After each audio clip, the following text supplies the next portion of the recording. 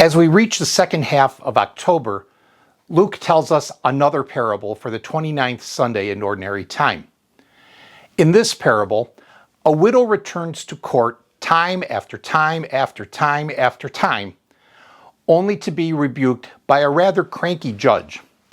The widow is looking for a particular decision, a ruling, against her adversary, and the judge finally relents, tiring of her persistence. Now, on its surface, this parable is a reminder to be persistent in our prayer.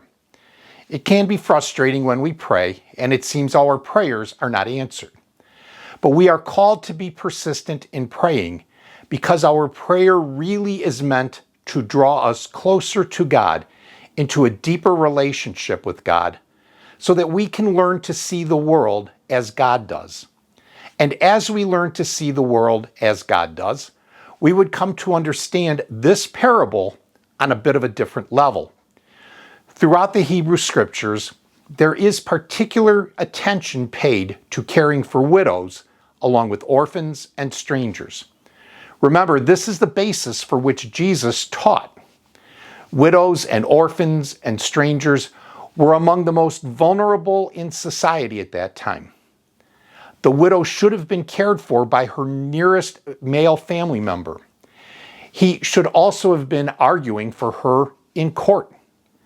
But it is this widow who never gives up and is persistent, not just in pleading her case, but also going where she doesn't belong, here into court.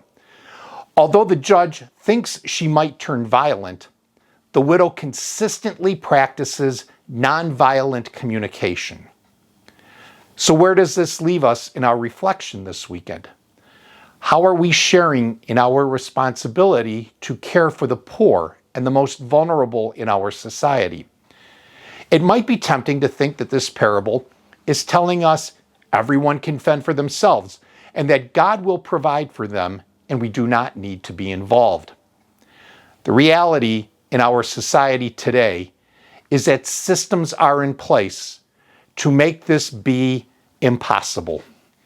It was the judge in the parable that realized his responsibility eventually to help the widow. We too need to realize our responsibility as well. May that be our call to action this week, to see where we can help our brothers and sisters in God's wonderful family. Until next week, peace and blessings.